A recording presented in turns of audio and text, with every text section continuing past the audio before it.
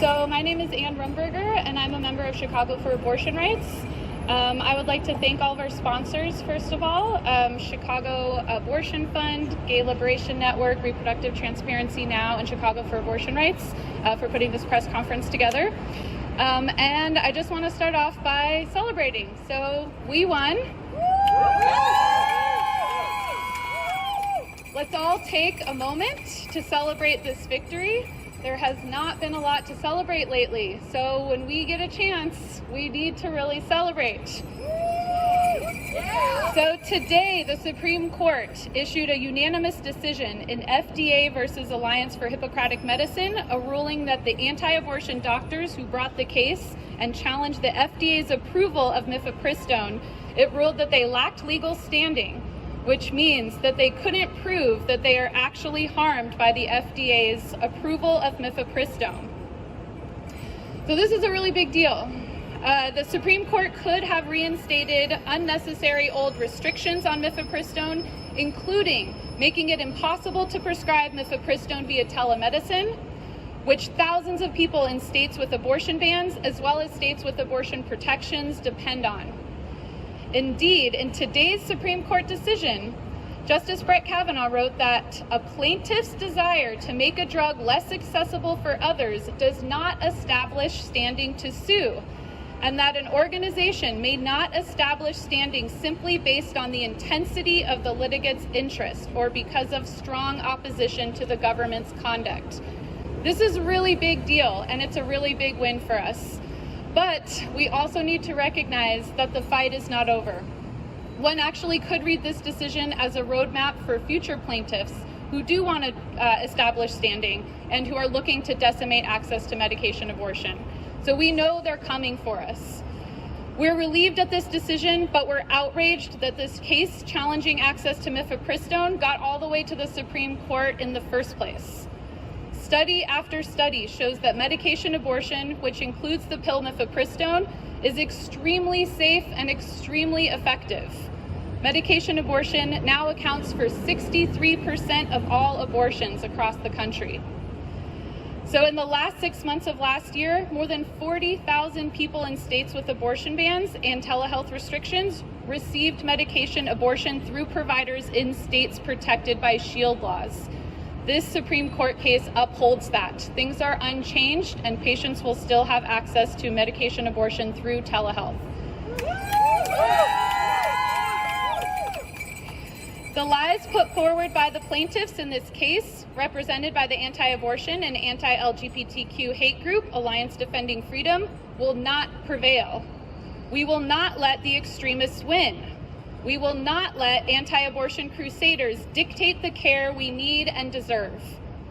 We will not let religious ideology take away our bodily autonomy and narrow our horizons. While access to mifepristone is safe for now, the legal battle over medication abortion is far from over. The case has been sent back to the lower courts in Texas, where more litigation is expected. The Supreme Court's ruling leaves open the possibility that the case ends up back in the right-wing extremist Judge Matthew Kacsmarek's Texas court, where Idaho, Kansas, and Missouri could revive this. So this challenge is not over.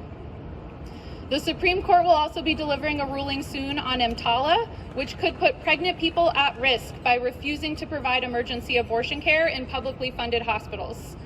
Each state ban and restriction further endangers the lives and health of people seeking abortion and those with pregnancy complications or medical emergencies. Anti-abortion extremists are doing everything they can to pretend that abortion is not necessary and not standard health care, and we cannot let them. We cannot let abortion access continue to be eroded. People are suffering and will continue to suffer needlessly because some lawmakers think that embryos deserve more rights than pregnant people. We cannot rest. We cannot stop fighting for access to abortion for everyone. We will continue to have abortions, and we will continue to help people who want them have abortions, no matter what the courts say, no matter what anti-abortion lawmakers say. It's up to us to protect each other and not back down in the face of hateful anti-abortion extremism. We have 3 more speakers, and I would like to start off by introducing Alicia Hurtado. Alicia has been building power as a staff member at the Chicago Abortion Fund since 2020, where they currently serve as the movement building director. Alicia. Hi everyone, thank you so much. The Chicago Abortion Fund is Illinois' statewide abortion fund. We provide financial, logistical, and emotional support for people who are seeking abortion care here in Illinois and across the Midwest.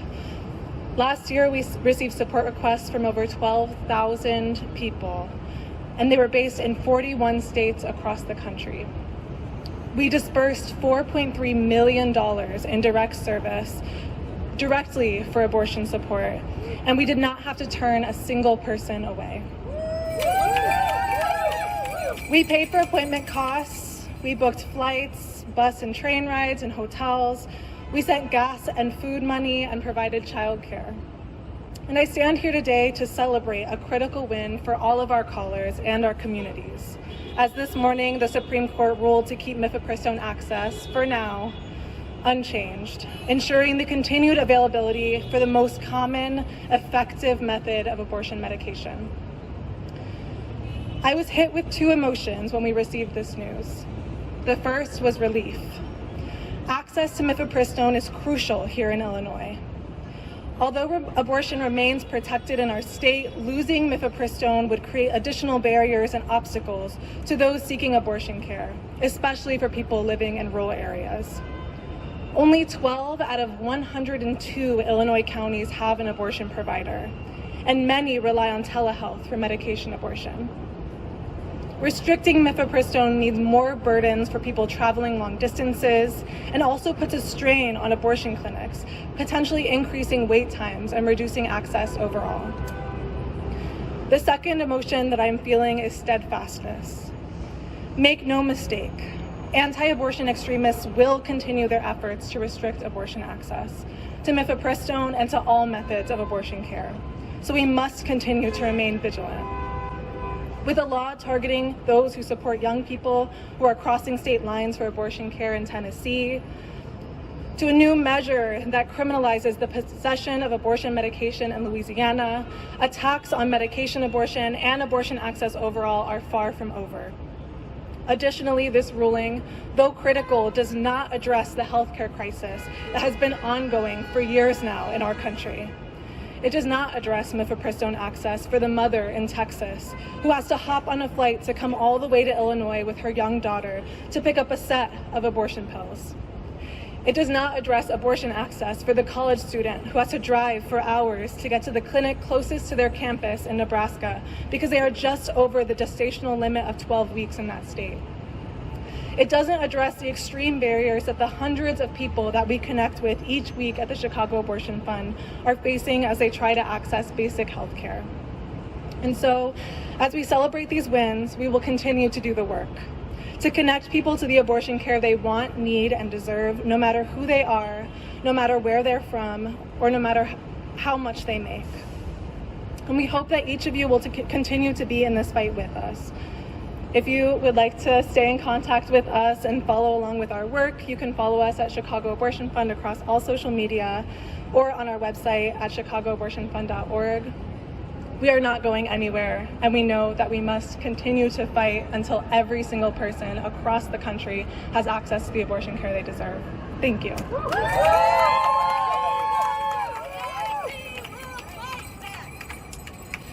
Next up, we have Lisa Battisfor. And Lisa is an activist and the president of Reproductive Transparency Now, a Chicago-based advocacy organization whose mission is to advance reproductive justice by raising awareness about anti-abortion crisis pregnancy centers. Thanks, Lisa. Thank you, everyone, for being here. This is such an important day to celebrate. Today was an important victory for abortion access for people in Illinois and across the country. But our battle for full bodily autonomy is far from over. The Alliance for Hippocratic Medicine versus FDA was not an isolated attempt to strip us all of our human rights. It is just one piece of a massive, ongoing, coordinated effort. It is an effort which is tied to every state across the country. Yes, even safe states like Illinois, and even safe cities like Chicago. I had a discussion with a gentleman just at the beginning of this event walking by, confused about why we're out here, because abortion is legal in Illinois. But guess what? That's just right now. We need to keep fighting.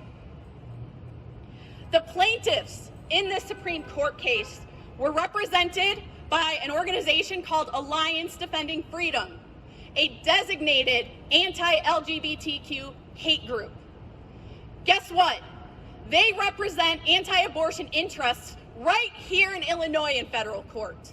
Those same groups are fighting here in Illinois in our safe state. There is no safe state. Guess what else? The plaintiffs in that case included 4 anti-abortion groups and 4 anti-abortion doctors. One of those groups was the American Association of Pro-Life Obstetricians and Gynecologists, an anti-abortion extremist group of anti-abortion doctors and medical professionals who are constantly serving as medical experts in anti-abortion cases that are affecting laws across the country. One of those individual anti-abortion doctors is Dr. George Delgado. Dr. Delgado is the founder of something called abortion pill reversal. It is pseudoscience, unfounded, that is being pushed in anti-abortion crisis pregnancy centers across the country. And did you know there are 100 of those anti-abortion centers right here in Illinois? It doesn't matter when abortion is legal if people do not have the ability to access it. Those among us who are most marginalized, people of color, poor people, and young people, face constant barriers to abortion access. And crisis pregnancy centers that are supported by these same anti-abortion organizations across this state are getting in the way of essential medical care. So although we are here celebrating today a very important victory, I hope for every Illinoisan who's watching that you see this as a wake-up call, that we do not live in a safe state, and we must mobilize, we must activate to protect each other and to protect abortion access for all of us. None of us are free until all of us are free. And I am the founder and president of Reproductive Transparency Now, a Chicago-based organization here in Illinois that's raising awareness of crisis pregnancy centers. And I will tell you now, we've got big plans for this summer, so everyone in Illinois, keep an eye out because you're gonna see us out here. Thank you.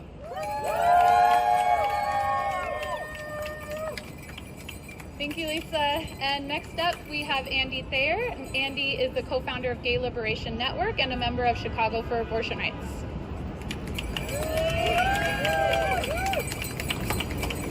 So you may wonder why a person who's gay, who's part of the Gay Liberation Network, is here today speaking about abortion. Well, as other people have mentioned, our enemies are the same. The Alliance Defending Freedom, or as I like to call it, the Alliance Offending Freedom, is not only behind this case that we fortunately won for the time being today, but they were also behind the model legislation that gave us the anti-abortion Dobbs decision. They're the same organization that was behind the most recent Supreme Court case against LGBTQs, 303 Creative, out in Colorado. And before that, the Masterpiece case, both of which those cases were about equal access to public accommodations for LGBTQ people. But even more than that, they are behind literally hundreds of anti-LGBTQ bills that are littering state legislatures around the country. So on that very basic level, everyone who is LGBTQ should be out today celebrating this temporary victory that hopefully will be permanent, but also demanding that we have equal access to abortion protections, abortion rights, wherever you live. But it goes deeper than that. The Alliance Defending Freedom calls itself a Christian organization. Is that really what's going on here? Just look at the former president that they support. Is it really about Christianity?